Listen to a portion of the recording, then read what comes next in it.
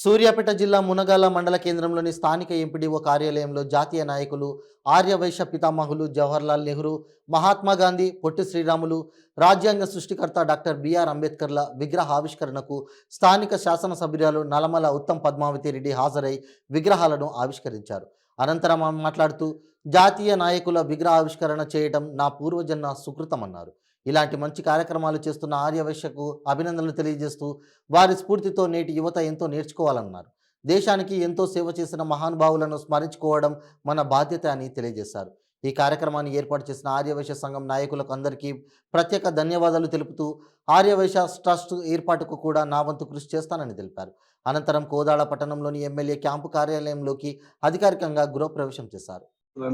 అట్లాగే భవిష్యత్తులో నిర్వహించాలని ఇతని చక్కటి కార్యక్రమం చేసినందుకు ఈ మా ఎంపీడీఓ ఆఫీసులో ఈ కార్యక్రమానికి ప్రత్యేక ఆకర్షణగా ఆ మహానుభావుల వర్ధంతికి జయంతికి అన్నిటికీ కూడా గవర్నమెంట్ ఆఫీస్ ఆడికే భవిష్యత్తులో మంచి జరుగుతుందని కోరుకుంటూ ఈ అవకాశం ఇచ్చిన పెద్దలు ధన్యవాదాలు చేస్తూ ముగిస్తున్నాం. రాష్ట్రాలుగా తెలుగు మాట్లాడే వాళ్ళందరికీ కూడా దేశానికి రాష్ట్రానికి స్వాతంత్రం, పరిశ్రమలు లేవు, ఏమాత్రమైన ప్రాజెక్టులు లేవు. అలాంటి దుస్థితిలో మనం బ్రిటిష్ వాసవి సంఘం కానీ వాసవి క్లబ్లు కానీ సేవా కార్యక్రమాలు చేయటం జరుగుతున్న విషయం మనందరికీ తెలిసిన విషయమే. మరి ఇవాళ ఈ దేశమే కాదు, ప్రపంచం మొత్తం కూడా అహింసా మార్గంలో అహింసా దినంగా పాటించినటువంటి మహనీయుల విగ్రహాల యొక్క ఆవిష్కరణ కార్యక్రమంలో భాగంగా ఈ కార్యక్రమానికి ముఖ్య అతిథిగా విచ్చేసినటువంటి మన కోదాడ నియోజక శాసన వర్గ సభ్యులు ఉత్తమ్ పద్మావతి రెడ్డి గారికి మరియు హృదయపూర్వక నమస్కారాలు తెలియజేస్తున్నాను. మన ఎండిఓ ఆఫీస్లో ఈ మహనీయుల యొక్క విగ్రహాలను పెట్టడం అనేది నిజంగా ఏదో ఎదగాలనే కోరికతో వారు ఉద్యమంలో పోరాటంలో పాల్గొనలేదు. వారు దేశ స్వాతంత్రం కోసం అమరులైనటువంటి వ్యక్తులు వాళ్ళంతా. మహాత్మా గాంధీ గారు దేశానికే జాతిపిత, ఈ వైశ్య జాతికే వన్న తెచ్చినటువంటి వ్యక్తి మన జాతిపిత మహాత్మా గాంధీ గారు. అహింస అనే మార్గాన్ని ఎన్నుకొని ఒక చెంప కొడితే ఇంకొక చెంపని చూపించమని చెప్పి అందరికీ మార్గదర్శకంగా నిలిచినటువంటి అతిథిగా చేసినటువంటి కోదాడ ఎమ్మెల్యే గారు పద్మావతి రెడ్డి గారు, జెడ్పీటీసీ గారు, వైస్ ఎంపీపీ గారు, ఎంపీటీసీలు, సింగిల్ విండో చైర్మన్ గారు, అలాగే ఈ కార్యక్రమాన్ని ఆర్గనైజ్ చేసినటువంటి గురుమూర్తి గారు, వాసవి ట్రస్ట్ అందరికీ కూడా, ఇక్కడికి వచ్చిన పెద్దలందరికీ పేరు పేరున నా హృదయపూర్వక నమస్కారాలు. స్వతంత్ర సమరయోధుల యొక్క దేశం కోసం పోరాడిన నాయకుల యొక్క విగ్రహాలు మన మండల పరిషత్లో ఏర్పాటు చేయడం, అది నా పీరియడ్లో వారి యొక్క విగ్రహాలు ఏర్పాటు చేసి మనం ఓపెన్ చేసుకోవడం నాకు చాలా సంతోషంగా ఉందండి. మన ప్రజాప్రతినిధులు, అధికారులు వచ్చిపోయేటప్పుడు వారిని చూసి వారిని ఆదర్శంగా తీసుకొని మంచి కార్యక్రమాలు చేసి గ్రామంలో కూడా అందరికీ మంచి చేయాలని కోరుకుంటున్నాను. అలాగే వాసవి ట్రస్ట్ వాళ్ళు ప్రతి సంవత్సరం ఎండాకాలంలో చలివేంద్రాలు, అలాగే స్కూళ్ళల్లో పిల్లలకు బ్యాగ్స్, ఇలాంటి కార్యక్రమాలు ఎన్నో చేస్తున్నారు. వారికి నా తరపున ప్రత్యేక అభినందనలు, శుభాకాంక్షలు తెలియజేస్తున్నాను. మేడం గారి కార్యక్రమానికి రావడం చాలా సంతోషించదగ్గ విషయం. ఫస్ట్ సారి మేడం ఎమ్మెల్యే గారుగా మన మండల పరిషత్లో అడుగుపెట్టినందుకు నాకు చాలా సంతోషంగా ఉంది. మన మండల పరిషత్తు పావనమైందని ఈ సందర్భంగా అందరికీ తెలియజేసుకుంటూ నాకు ఈ అవకాశం ఇచ్చినందుకు ప్రత్యేకమైన ధన్యవాదాలు తెలియజేస్తున్నాం. కాబట్టి మన విగ్రహాలు, పెద్ద నాయకుల విగ్రహాలు ఉంటేనన్నా కొంతన్నా మనను వారు చేసిన త్యాగాలు కానీ మనం ఉండబోయే వారిని స్ఫూర్తికి తీసుకొని మన ఓన్ ఆలోచన విధానాలు కూడా ఎట్లా ఉండాలని ఒక్కసారి గుర్తు చేస్తే మనకు కూడా ఆలోచనలు, మంచి ఆలోచన రావడానికి అవి తప్పకుండా సహకరిస్తాయని నేను భావిస్తూ, మరి వాసవి క్లబ్ అయితే నాకు తెలుసు ఎప్పుడు రాష్ట్రమే కాదు, ఇప్పుడు వారు చెప్తున్నారు ఇంటర్నేషనల్ క్లబ్స్ కూడా ఉన్నాయి మీకు. వారి ఆలోచన విధానం సేవాభావంతో ఉంటుంది కాబట్టి వారిని స్ఫూర్తిగా తీసుకొని మనం అందరం కూడా ఇలాంటి క్లబ్స్ జస్ట్ సామాజికంగా కాకుండా అట్లీస్ట్ ఆ పని కోసం కూడా మనం అందరం కూడా అలాగే కావాలని నేను కోరుకుంటూ, మరి ఇప్పుడే రవి సార్ కూడా అడిగిండ్రు. మన కాకముందు ప్రతి ఒక్కరు కూడా వచ్చినప్పుడు మేము కొని అది ఆర్యవైశ్య కార్పొరేషన్ ఏర్పాటు కావడానికి ఎక్కడ తిరగాలన్నా తప్పకుండా నేను ఇనిషియేటివ్ తీసుకొని అది చేయిస్తాను అనే ప్రయత్నం కూడా చేస్తానని మీ అందరికీ నేను మాటిస్తూ మరి నన్ను ఆహ్వానించినందుకు మీ అందరికీ కూడా ప్రత్యేకంగా ధన్యవాదాలు తెలియజేస్తూ ముగిస్తున్నాను. జై హింద్.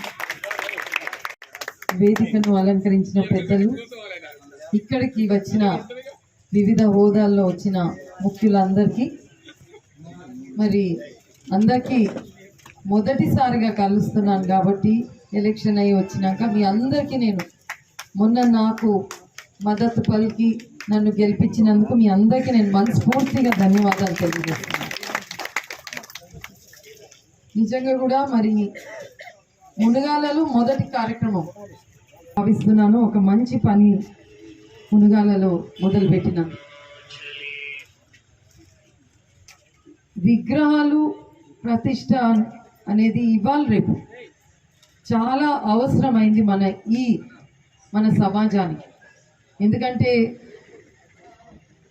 ఆర్టిఫిషియల్ ఇంటెలిజెన్స్, ఈ ఫోన్స్, వాటిలో వచ్చే వార్తలు ఇవన్నీ కూడా ఏజ్ అతీతంగా, అంటే చిన్న పిల్లల నుంచి పెద్దవాళ్ళ వరకు ఆ ఫోన్లో ఏమొస్తుంది అదే చూడడము, దాంట్లోనే నిమగ్నమయ్యి ఆ ఫోన్లో వచ్చిందే సత్యం అనుకొని మన ఐడియాస్ మార్పు, మన స్వభావం కూడా ఆ ఫోన్లో వచ్చే ఇన్ఫర్మేషన్లో ఉంది. కాబట్టి గతంలో జరిగే విషయాలన్నీ కూడా మర్పింపజేసే ఈ ఫోన్ల మీద సమాజంలో మన మాటలు కానీ ఇవన్నీ కూడా ఇలాంటి నాయకులని పూర్తిగా మర్చేటట్టు ఈరోజు 2023 సంవత్సరంలో అట్లా తయారైంది ఈ సమాజం.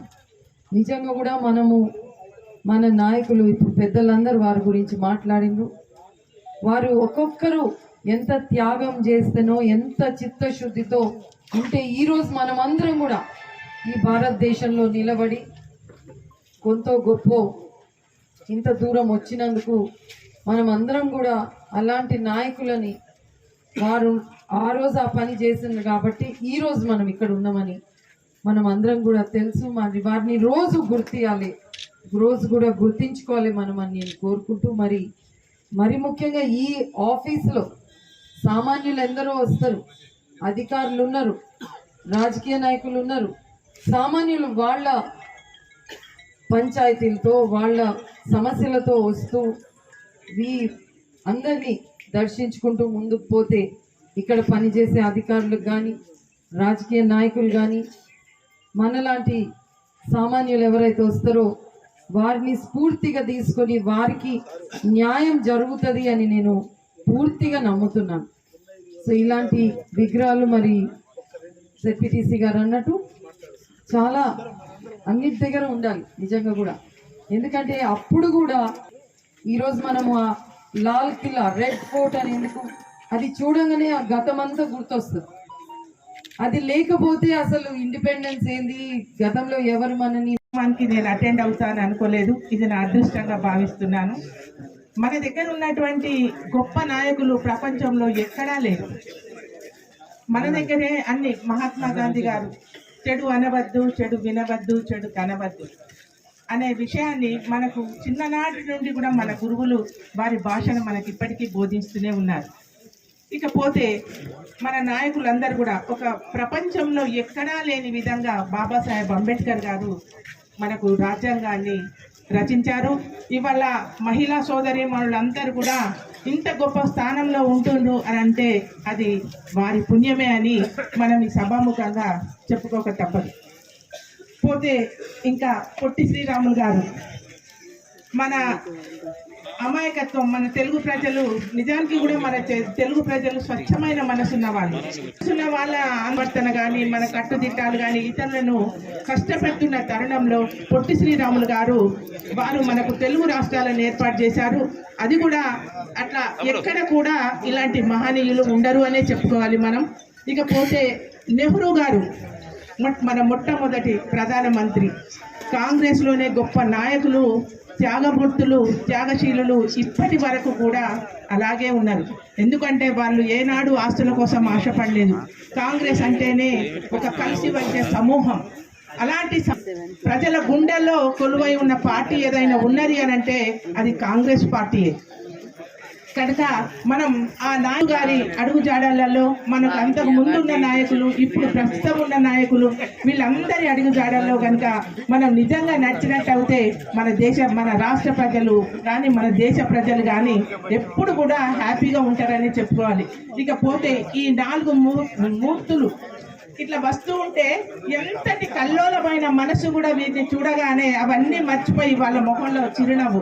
ఇలాంటి విగ్రహాలను నేను ఎక్కడ ఏ ఆఫీస్లో కూడా చూడలేదు. ఇది ఫస్ట్ టైం ఈ ఊళ్ళో చూస్తున్నా. అందులో అమ్మగారు ఆవిష్కరించారు. ఇది చాలా సంతోషకరమైనటువంటి విషయం. ఇది మొత్తం కూడా ఇట్లాంటి విగ్రహాలు ప్రతి ఆఫీస్లోనూ మేడం గారు చెప్పినట్టు ప్రతి స్కూల్లోనూ ఉన్నట్లయితే మన లోపల ఉన్నటువంటి చెడు భావాలన్నీ కూడా తొలగిపోయి దేశభక్తికి మనం నాందులం అవుతాం. కనుక ఇలాంటివి అన్నీ కూడా, ఇలాంటి పనులు, ఇలాంటి త్యాగాలు, ఇలాంటి ఆలోచనలు మన అందరి లోపల వస్తే చాలా మంచిది అని నేను అనుకుంటున్నాను. ఈ అవకాశం నుంచి వచ్చినటువంటి అంబేద్కర్ గారు ఎన్నో సమస్యల్ని ఎదుర్కొని మన భారత రాజ్యాంగాన్ని నిర్మించినటువంటి వ్యక్తి అంబేద్కర్ గారు. అలాగే పొట్టి శ్రీరాములు గారు నిజాం ప్రభుత్వ పాలనలో తెలుగు వారంతా ఎంతో కష్టాలు పడుతున్నటువంటి సమయంలో తెలుగు ప్రజలంతా ఒకే రాష్ట్రంగా ఉండాలని ఆంధ్ర రాష్ట్రం కోసం దాదాపు 55 రోజులకు పైగా ఆమరణ నిరాహార దీక్ష చేసి ఆయన మరణానంతరం తెలుగు రాష్ట్రాన్ని ఏర్పరిచినటువంటి విధంగా వారిని, పొట్టి శ్రీరాములు గారిని మనం ఎప్పుడూ గుర్తించుకుంటాం. అదేవిధంగా జవహర్లాల్ నెహ్రూ గారు 1889లో వారు జన్మించారు. వారు ఒక్కరే స్వాతంత్రం వచ్చిన తర్వాత ప్రధానమంత్రిగా, దేశానికి మొట్టమొదట ప్రధానమంత్రిగా ఎన్నికై దాదాపు 17 సంవత్సరాలు ప్రజాపాలన చేసి ఆర్థిక ప్రణాళిక సంఘాన్ని ఏర్పాటు చేసి ఎన్నో సామ్యవాద సిద్ధాంతంతోటి దేశాన్ని అభివృద్ధి పరచడానికి ఎన్నో సంస్కరణలు చేపట్టినటువంటి వ్యక్తి. 1955లో భారతరత్న అవార్డును కూడా ప్రభుత్వం వారికి బహుకరించింది. ఇలా మహనీయులైనటువంటి విగ్రహాల్ని మన ఎండిఓ ఆఫీస్లో పెట్టుకొని మనం వచ్చినప్పుడు ఆ నాయకుల్ని చూసి మనం కూడా అదే స్ఫూర్తితో, ఎటువంటి స్వార్థపూరితమైనటువంటి మనసులతో కాకుండా, కల్మషం లేకుండా రాజకీయంగా ప్రతి ఒక్కరు కూడా సేవ చేసే విధంగా ప్రతి ఒక్కరూ మారాలని కోరుకుంటున్నాను. ఇదే విధంగా స్కూల్స్లో కూడా ఏర్పాటు చేసి భావి భారత పౌరులని దేశభక్తి వైపు పయనింపజేసే విధంగా ప్రతి ఒక్కరు కూడా అమరులైనటువంటి అటువంటి దేశభక్తుల యొక్క త్యాగాల్ని మనం అందరం గుర్తు చేసుకొని పిల్లలందరినీ కూడా దేశభక్తి వైపు నడిపించే విధంగా మనమందరం కృషి చేయాలని ఈ అవకాశం ఇచ్చినటువంటి పెద్దలకు ధన్యవాదాలు తెలియజేస్తూ